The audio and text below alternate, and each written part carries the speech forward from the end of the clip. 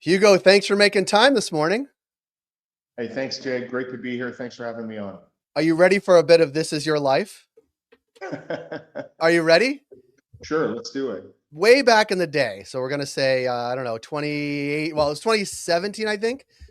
Might have even been 2016 we did this. 2017. We asked you this question. I think the name of the company at the time was Cannabis Wheaton. We asked you, where will the industry be in 2018? You want to hear what you said? Sure. Tell me if you can hear this. I think you can.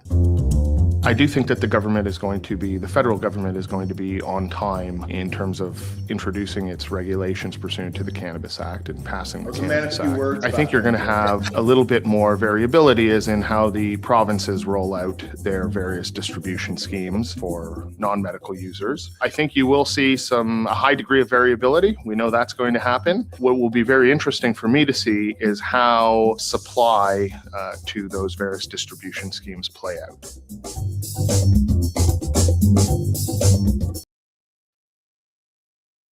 Pretty good.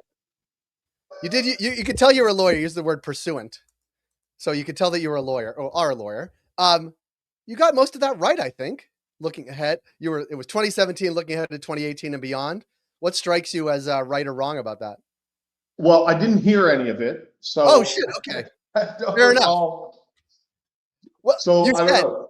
Oh, sorry, I didn't hear it. Anyway, you look great. You sounded great. You said you thought there was going to be variability. You said the government was going to make its deadline 2018 and start rolling out adult use. That was one thing. Two, you said there's going to be variability among provinces about how they do adult use. You were right about that. You were curious about distribution to each province was going to work on the non-medical side. And then supply as well. You sort of touched on supply and what that was going to look like early days in cannabis. I think you're pretty good on that. Yeah, I do remember the interview, and yeah, I think we got most of it right.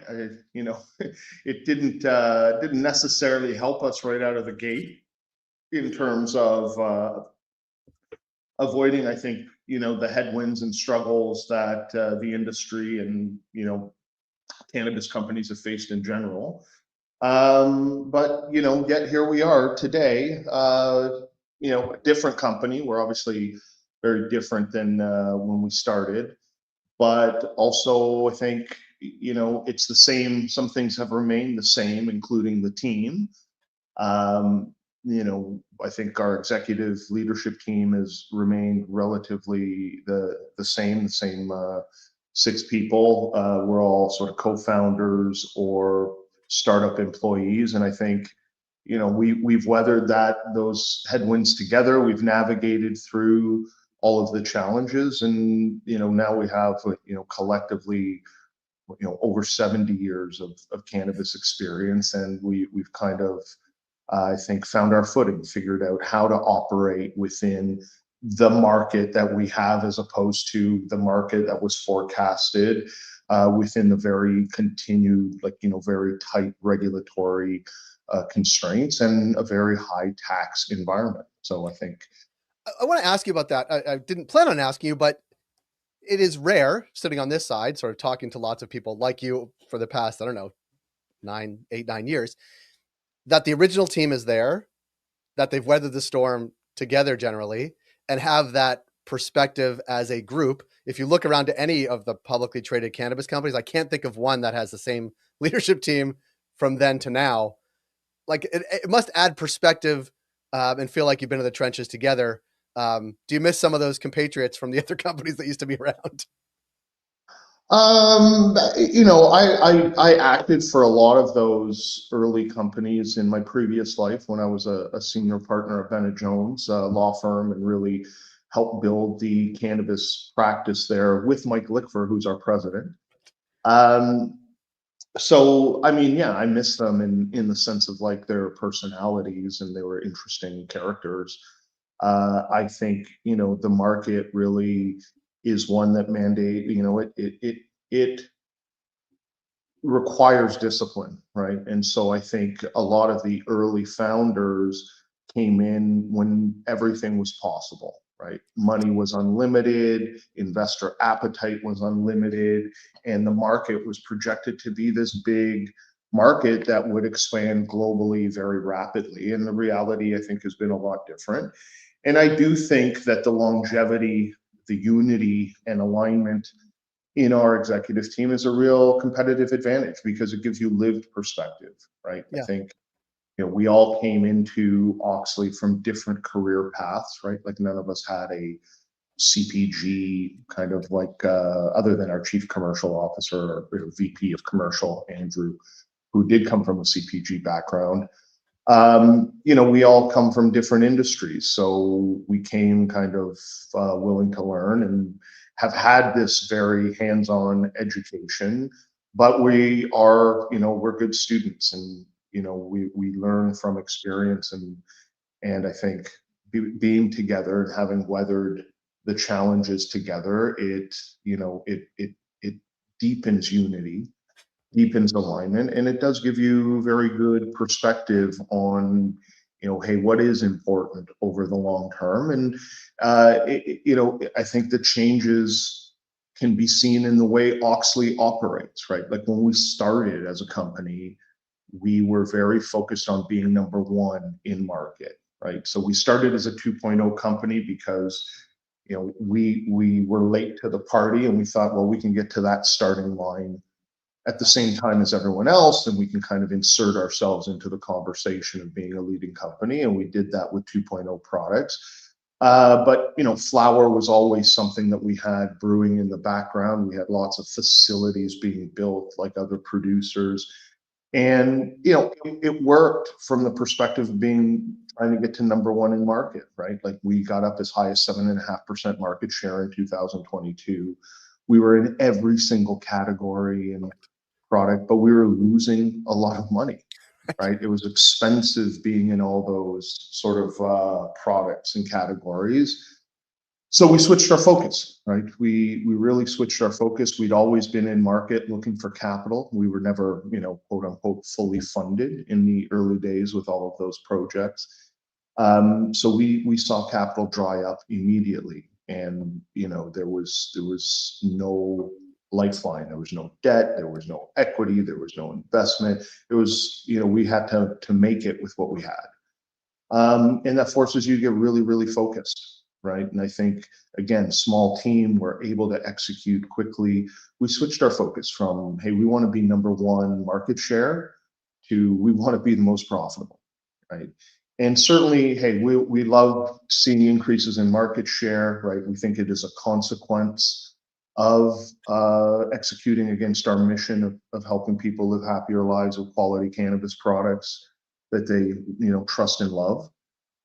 So we do follow it, but it's not a KPI. No one it's not tied to anything. We focus on, are we growing domestically in our core categories? Are we operating efficiently? And then what is our gross margin and our EBITDA margin relative to our peers? And I think that switch in mentality that, I think is us growing up, right, within a very tough industry and having to figure it out or, exit. Yeah. And I want to, over your right and left shoulder is sort of one of the brands I want to sort of dive in on. And that is Back 40, which has seen great success sort of nationwide. Talk about that in the context of what you just said, sort of learning from the market, being able to shift nimbly, focusing on the products that people want, not necessarily concerned about overall market share, but actually profitability within that brand or within the company overall. Talk a bit about that as it pertains to Back 40, maybe some of the other brands too. Yeah, sure. So we cultivate and we manufacture cannabis products that we sell under a portfolio of own brands. So we own all of our brands, and they target different consumer segments at different price points. But Back 40 is our hero brand. It's a number one brand in Canada by dollars sold. It is a top 3 brand in each of our core categories. It's number one in dried flower, number one in pre-rolls, and I think number 2 in vapes. And look, it targets, Back 40 is an uncomplicated, it targets an everyday consumer, right? Consumers who demand value with their product. They're not necessarily status oriented where they're willing to pay for the prestige of a premium brand, but they spend their hard-earned dollars on cannabis, and they expect a high-quality product every single time. And I think that's where we thrive, right? We've structured our company, we've structured our assets, we've structured our cost basis in a way that we can consistently deliver a very high quality product, great price. And I think part of that starts with our operating footprint, right? Auxly Leamington, when the market was going asset light, right? You probably remember those days when, if you were spending money on a cultivation facility, you were kind of branded a farmer and in some some derogatory way, and the cool kids were brand and sales and marketing. And during that, at the height of that narrative, we used almost all of the cash we had available in an environment where liquidity was tight to buy out ownership of Auxly Leamington, our 1.1 million square foot cultivation facility in Leamington, Ontario. But we truly believed at the time that if you didn't own one of these facilities, you would eventually have a very hard time competing in flower, because demand would continue to go up.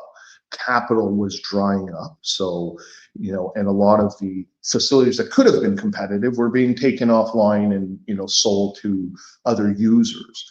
So we thought, well, if we don't protect our interest in Auxly Leamington here, we'll eventually get squeezed out. And I think, that was an unpopular decision with some stakeholders at the time because of this prevailing market narrative of asset light. But it is, a fundamental to our competitive advantage today, because, in a facility like Auxly Leamington, we're already at 100,000 kgs of dried flower a year. We think we can push it well over 150 within the existing footprint over the course of the next few years. And so that gives you scale, that gives you cost advantage. But like Auxly Leamington's not just about scale and cost. You can be outdoor is much lower cost, or than like a large scale greenhouse, but it doesn't dominate the consumer segment because you need a very high quality product. And that's where Auxly Leamington really shines. Every aspect of that facility was purpose designed, purpose built for cannabis. We had a 3-year R&D program in greenhouses to prepare as Auxly Leamington was being designed and built. And the proof is in the results, right? Like Auxly Leamington produces currently three of the top 10 cultivars by total sales in the market. No other.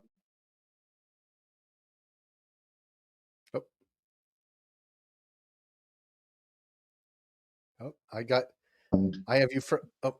Our flagship product, Liquid Imagination and Fire Breath, are the number 1 and number 2 top selling SKUs in market. The flower from Auxly Leamington feeds into our backpackers pre-rolls, where our Liquid Imagination backpackers are number 3 SKU total market.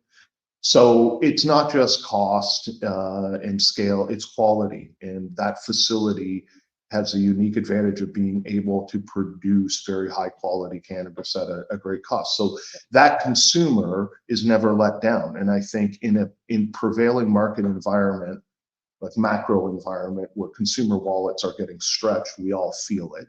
Mm-hmm. I think plays out well for cannabis in general, right? Because consumers are choosing cannabis as their preferred form of recreation, and it works out extra good for Back 40 in particular, because consumers are choosing value over anything else, and that is where we thrive. That is why that product does so well. I want to sort of I don't know if it's zoom out, but talk about the shareholder letter that was recently sent out, and we read through it. And specifically, you talked about opportunities you did not take, I think, and specifically to Ayurcann. I never remember if I'm pronouncing that correctly, but Ayurcann. You got it right. Ayurcann. Talk a bit about that, because it seems to me having this depth of time and breadth of knowledge in the sector allows you to look at things maybe with different perspective, and maybe in particular this case. Talk about how you looked at that, but also how you look at sort of other opportunities in the sector now and moving forward, and sort of the fiscal discipline it takes to say no to things as opposed to say yes to things. Yeah, well, look, I think part of it's lived experience, right? Like, there was a point in time in the cannabis industry where people didn't say no to many things, right? Us included. I think it starts with, your strategy, what you're trying to accomplish, right? We have we follow a formal strategy. We just rolled it over for the next 3-year period at the end of last year. Like a real business. It starts with what you're trying to accomplish. So we have we're focused at winning at home, right? We think the Canadian market's a great market to be in. It continues to grow. We think there's a lot more share that we can get here. So I think in our core categories, we're looking to grow profitably in Canada and win at home first, because we've always said you have to win at home first before you think you can go and win internationally over the long term. So we're focused at winning at home. So I think number one, and then we have like a capital allocation framework, which is disciplined, right? We are going to allocate capital to investing in our business, right? The business that's generating the strong financial results.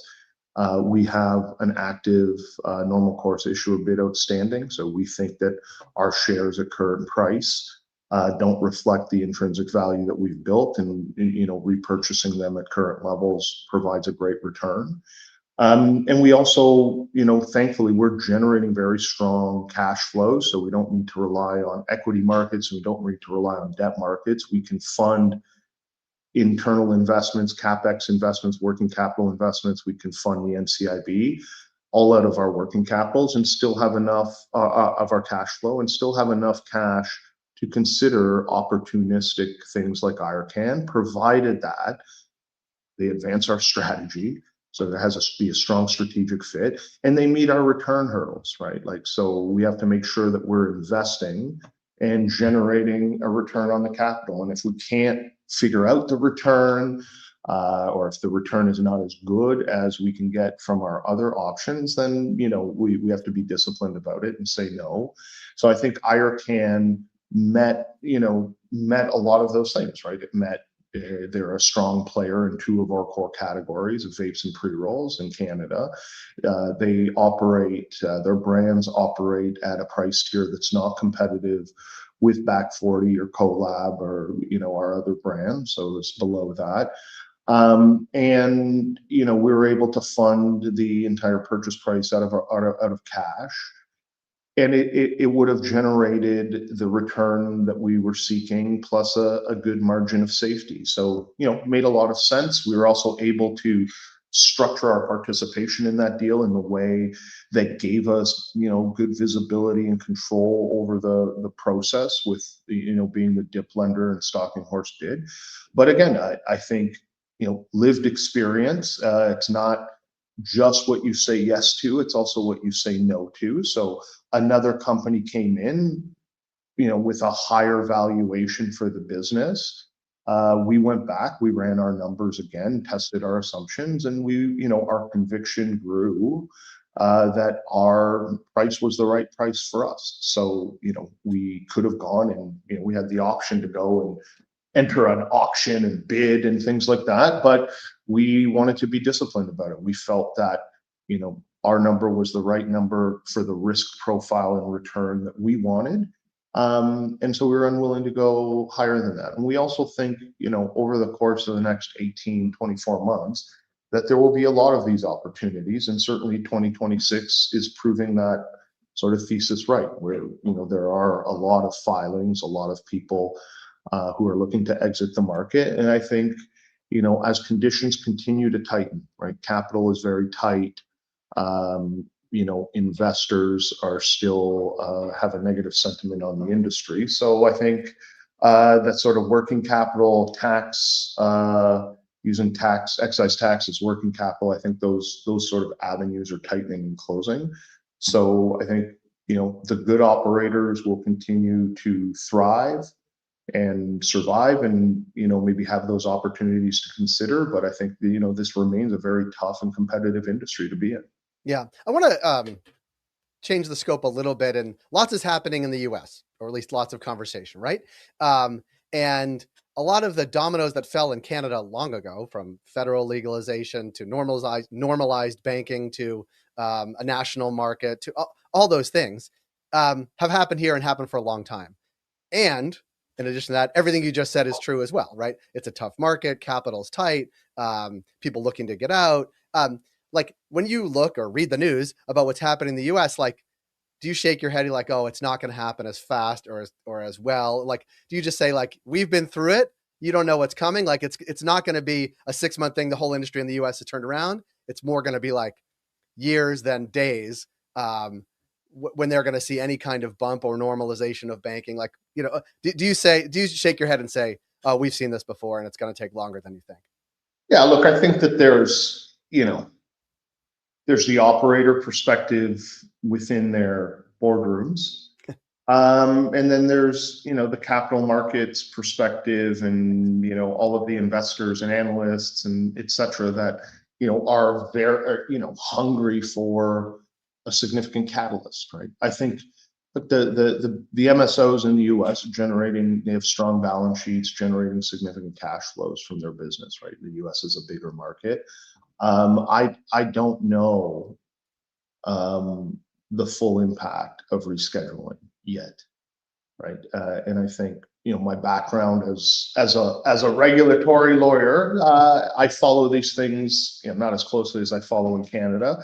I have a very good network of legal counterparts in the US, and no one's been able to answer for me. Right. Yeah, like people who are knowledgeable about this, who participated in the rescheduling discussions. No one's been able to answer for me, basic questions, right? Like, can someone in Florida, a medical only state, export cannabis direct to an EU market? Don't know. Yeah. Right? Yeah. Can they go across borders to like a mixed use state? I don't know. So I think with respect to rescheduling, look, anything that brings positive sentiment to the cannabis market, I'm all for, right? Anything that brings capital back, whether it's flooding into US names or generally, eventually will find its way to Auxly, given our very strong financial performance and stature within the Canadian industry. So I think it's positive news. I think it's overdue. I think that there's a really solid legal reason why adult use wasn't included in this sort of bypassing of the rulemaking process, etc. But we need to wait and see. I don't think it changes anything for Auxly, given that we're focused here in Canada. And then TBD, whether it has any impact on international. But even if it does, like, I don't think that really impacts international markets in the near to medium term, right? Because you have to go a long way to get GMP, and then have the scale to be competitive on a cost basis internationally, etc. So I don't think it changes a lot from the sort of like global market dynamics, but certainly it could change a lot from the financial dynamics in the US and of those US operators that haven't had the access to capital that early public companies in Canada did, right? We don't have access to capital now either. Right. It doesn't happen overnight. And I also think when people say, oh, banking's going to be changed overnight, like, I know that that's not the case either, certainly for smaller operators, for sure. Yeah, look, TBD, right? TBD. I mean, be careful what you wish for. You might just get it, right? Like, I think there are aspects of that rescheduling people don't talk about, like, just created like a pretty significant per pound tax, by selling and repurchasing from the DEA, things like that. So, look, I think it's overall a positive step in the right direction, but in terms of like impact, what's going to happen, like, it's too early to tell. It's good. One thing is it seems to be good for lawyers and for accountants these days in the US that work in the cannabis industry.